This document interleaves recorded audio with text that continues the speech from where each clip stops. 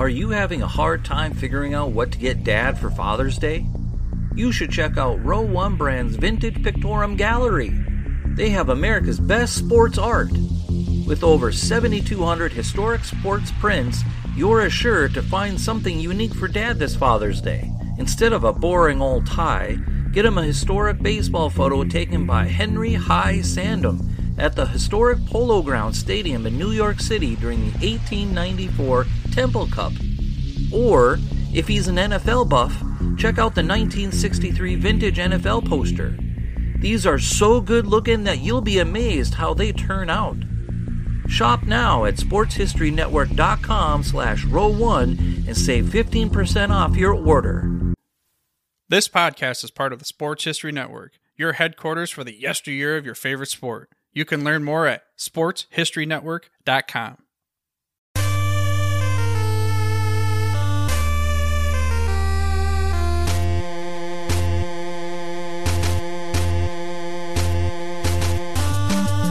It's time for Lombardi Memory, a show that takes you back in time into January or February to the greatest one-day spectacle in all of sports. This is the Every Other Tuesday podcast that looks back at each and every one of the 50-plus Super Bowls and tells the story of who won and why. For the fan who needs more than just a box score, this podcast goes drive by drive, play by play, through the most dramatic teams in history. I'm your host, Tommy A. Phillips, and today we have Super Bowl VI between the NFC champion Dallas Cowboys and the AFC champion Miami Dolphins. It was held on January 16, 1972 at Tulane Stadium in New Orleans, the second Super Bowl of the past three to be held at that site. As always, we have a pop quiz and then homework at the end of the episode. The pop quiz question for today is, what weather-related fact makes Super Bowl VI unique in NFL history? Something about the weather made this Super Bowl different from any other Super Bowl, and the answer to that question will come at the end of the podcast. The Cowboys were the class of the NFC in 1971. They finished with an 11-3 record, tied for the best record in the league. After a slow 4-3 start, the Cowboys won their final 7 games in a row to win the NFC East title. The Cowboys had a quarterback controversy between Roger Staubach and Craig Morton, but Staubach won out as he had much better numbers than Morton. While Morton completed only 7 touchdown passes to 8 interceptions, Staubach threw for 15 touchdowns and only 4 picks. So Staubach would lead the way as the Cowboys marched on to their second straight Super Bowl. Now, the NFL playoff system of the early 70s, it was nothing short of a joke. Okay, because the Cowboys had the best record in the league, and, well, at least a tie for it, and yet they had to go on the road in the first round, and they had to play the team, and not only did they have to go on the road, they had to play the team who tied them for first place in the NFC. The two 11-3 teams who were tops in the conference had to play each other. That was the Minnesota Vikings, the team they had to play at. Now, why was that the case? Well, you see, in the early 70s, the playoff matchups and sites were determined on a rotating format.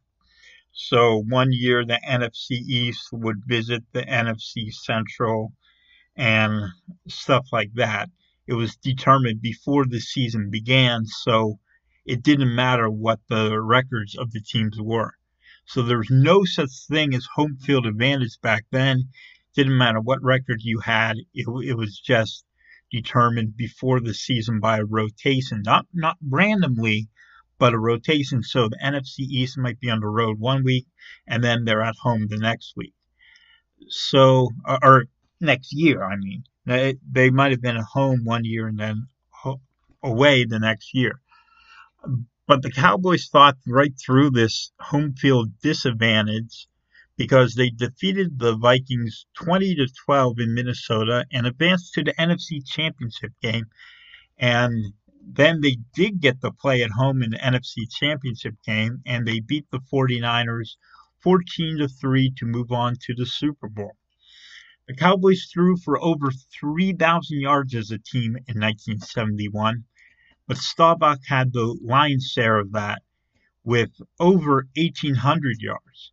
Running back Dwayne Thomas, he carried the ball 175 times and got almost 800 yards, and he scored 11 times.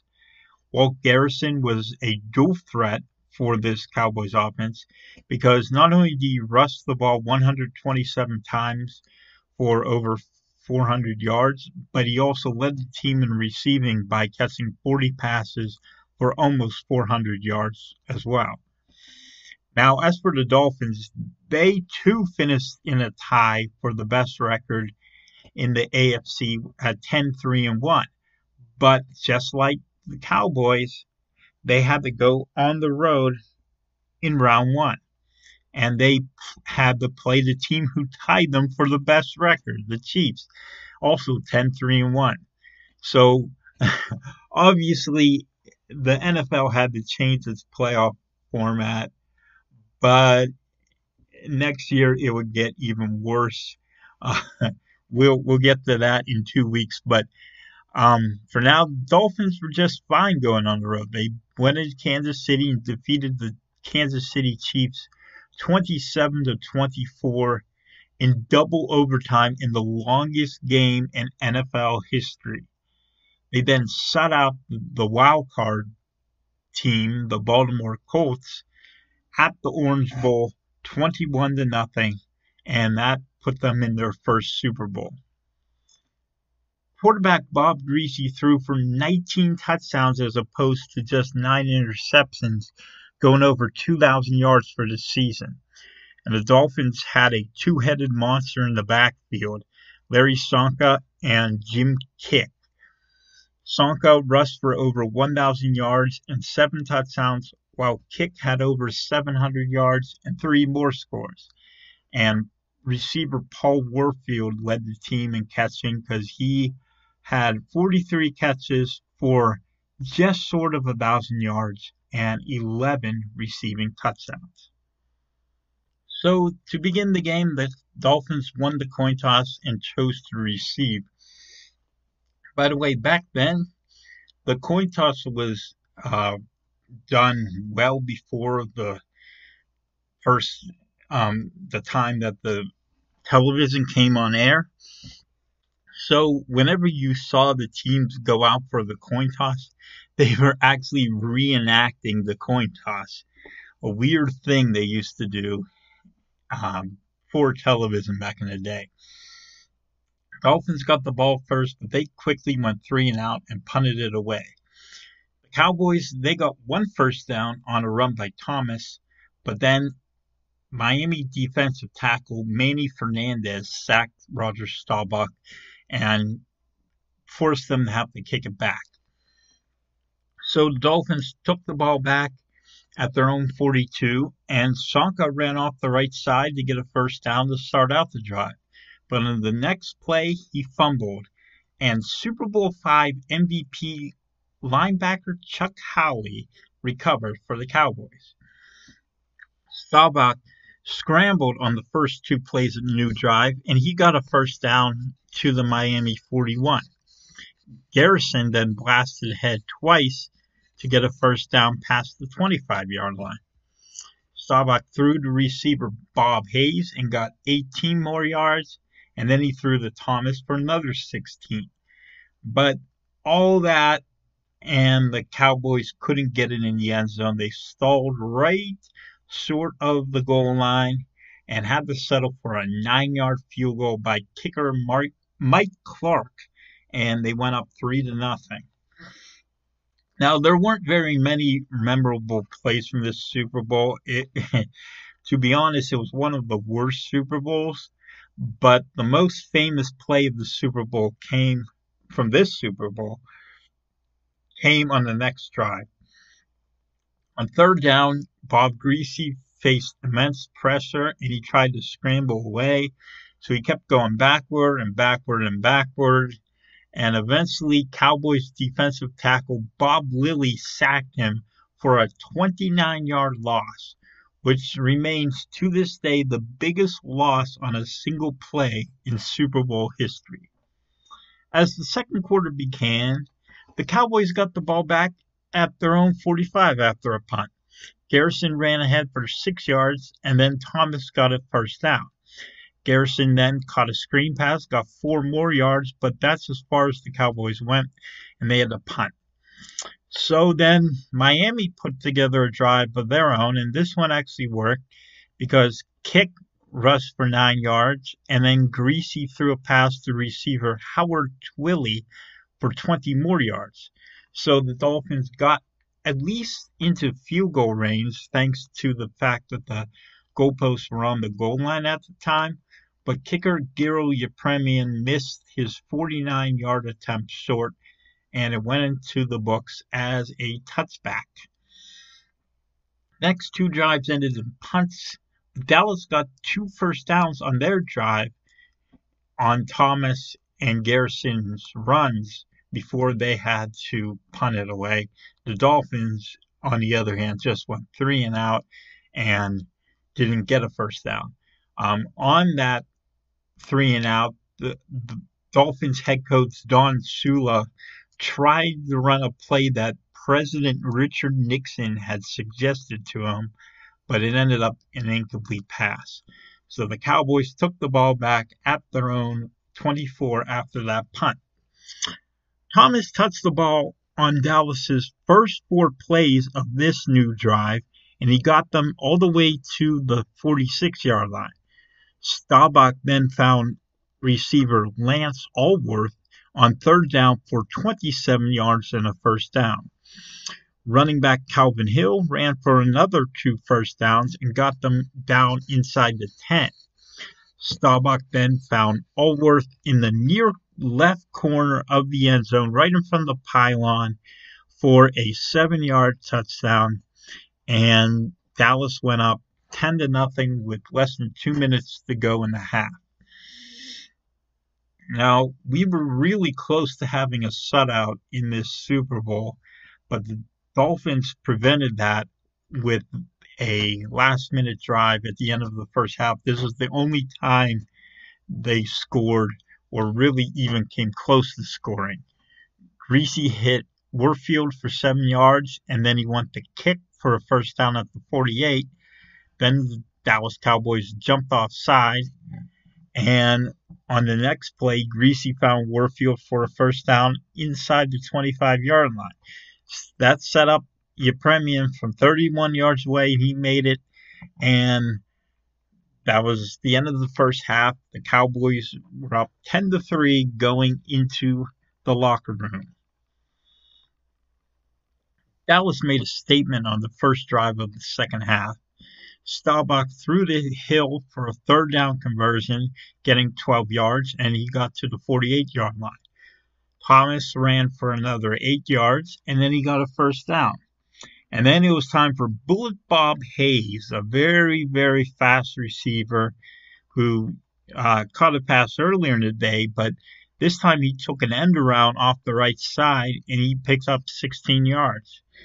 Garrison ran it down inside the 5-yard line, and then Thomas ran off the left side, got a 3-yard touchdown run, and Dallas was now up 17-3. So the rest of this third quarter, as I said, this was one of the worst Super Bowls. It was very, very boring because all they were doing was punting, both teams. And so the Dolphins, they had 2 possessions where they did virtually nothing. Dallas had 1 3 and out, and they also had one where they got 1 first down on a pass to Garrison, and that was it. So Miami got the ball back, and they reached midfield, and they had a chance to score and get it to be a 17-10 game and cut the Dallas lead in half. But then that's when Chuck Howley, well, you can't call him really hero of Super Bowl V because they lost, but he was the MVP of that Super Bowl. Well, he was the hero here as he picked off a Bob Greasy pass and returned it 40 yards inside Miami territory. So now the Cowboys had a chance to put this one in the bag, and they faced third down and goal from the 7-yard line. Staubach threw to tight end Mike Ditka, a familiar name, of course, and he found him in the back of the end zone for a 7-yard touchdown, and that made it 24-3. The Dolphins needed points fast now because they were down by 21, so Greasy started passing like crazy. He threw to Sonka for a first down at the 38. Then he found tight end Marv Fleming for 27 more yards to the 32. Greasy then hit his other tight end, Jim Mandich, and he got a first down at the 16-yard line. So the Dolphins were now inside the red zone and had a chance at least making it somewhat of a game, but Greasy fumbled a snap exchange, and defensive end Larry Cole fell on it for the Cowboys. And now the Cowboys just killed the clock pretty much for the rest of the game and never allowed any scoring threat from the Dolphins. And the Cowboys won this game 24-3. So now it's time to hand out some awards. The MVP of the game was Roger Staubach. But who really deserved the MVP? Because Staubach only threw for 119 yards. He did have 2 touchdown passes, but that really isn't a lot of yards. This was one of those cases where they just gave the MVP to the winning quarterback. But in my mind, the real MVP was Chuck Howley, the guy who won MVP the year before. He deserved it even more than he did in the last game because this time he recovered a fumble and intercepted a pass and had a long return to set up a touchdown. He deserved to win his second straight MVP award. In fact, that's why I wonder if that was the reason why he didn't get it, is because he won it the year before. If we're picking an MVP for the losing team, who was it? Well, let's face it, there weren't really any Miami players who played well at all in this game. It was embarrassing. They were just pretty much run right off the field. There was no contest in this one. The Dolphins were pathetic. But if I have to give one, I'm going to give it to receiver Paul Warfield. He caught 4 passes for 39 yards and helped set up the field goal, the only points of the game for the Dolphins, whose 3 points remain the least in a Super Bowl. Of course, the Rams also had only 3 points in Super Bowl 53.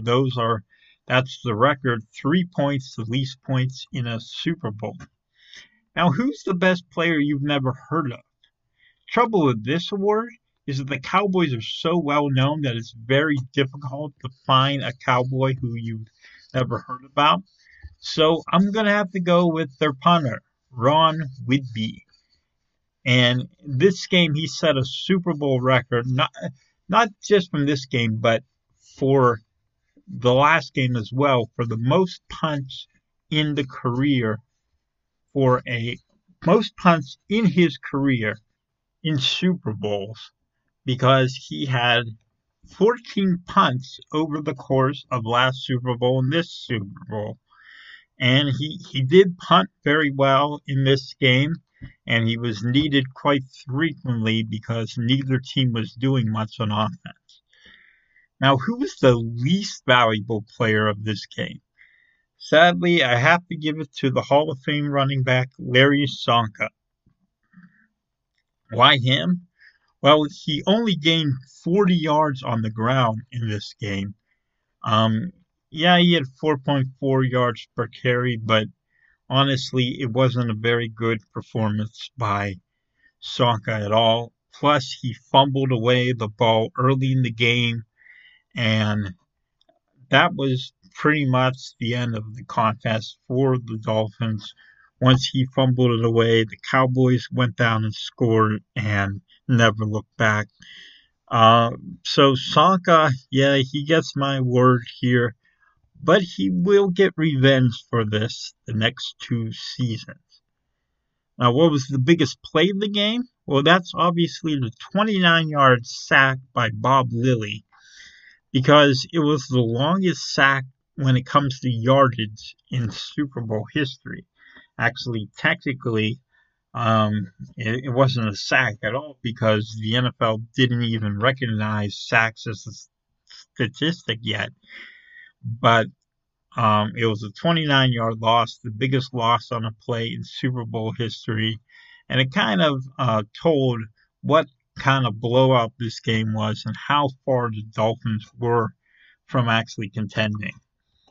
Now, what's the biggest play that no one remembers?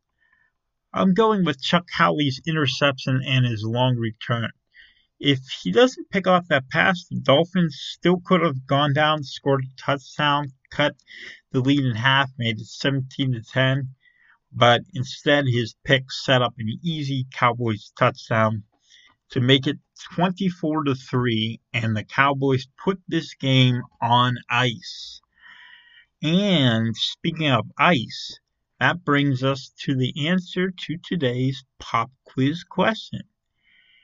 Now, why was this game unique in Super Bowl history when it came to the weather? Well, that's because it had the coldest temperature of any Super Bowl in NFL history.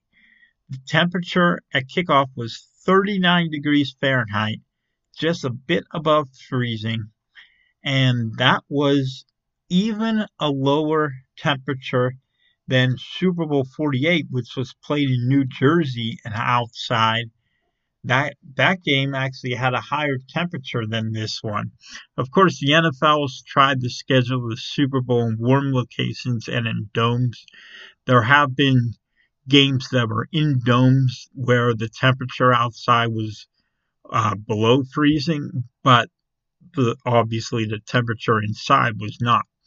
So maybe the cold temperature for this game had something to do with the lack of offense in this game. Finally, I'm giving you some homework. I recommend books here that you should check out related to the game at hand. This week, I have one book that will tell you everything you need to know about this game. It's called Breakthrough Boys, the story of the 1971 Super Bowl champion Dallas Cowboys by Jamie Aron. I'm not sure if I'm pronouncing that name right. Aron. And he wrote this book 10 years ago for the 40th anniversary of this team. This is the obvious choice for a book for Super Bowl VI, and there's really no other book you need about this game and the winning Cowboys team, because it has everything you need to know. It's thorough, it's well-researched, it's entertaining, and it's a must-have if you appreciate football in the 70s. Great stories about how the Cowboys came to existence and 1971 season, everything you want to know. That's the book. It's called Breakthrough Boys, and definitely one you want to check out. And now that's the end of this week's podcast. So in 2 weeks, we move on to perfection. The 14-0 Miami Dolphins coming to the Super Bowl at 16-0 after 2 playoff wins, trying to go 17-0 and end up as the only unbeaten and untied team in NFL history. On the other side, the Washington Redskins, the over-the-hill gang, put together by George Allen, with a bunch of veterans hoping to break through and win it all. We will head to Los Angeles Memorial Coliseum for the second and final Super Bowl held there, Super Bowl VII.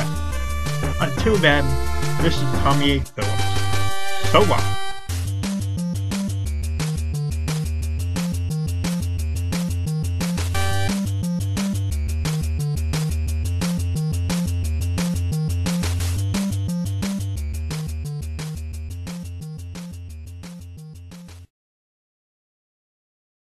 We here at the Sports History Network proudly partner with 26 podcasts, all revolving around the history of sports.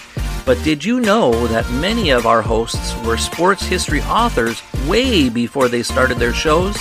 It's true. We've got Joe Ziemba, host of When Football Was Football, Joe Zagurski, host of Pro Football in the 1970s, Mark Morthier, host of Yesterday's Sports, Tommy Phillips, host of Lombardi Memories, and Scott Adamson, co-host of From the 55-Yard Line. All these authors have many books for you to choose from. To check them out, go to our website at sportshistorynetwork.com/sportshistorybooks. Pick up your copy today. Soundtrack provided by Kevin MacLeod of filmmusic.io.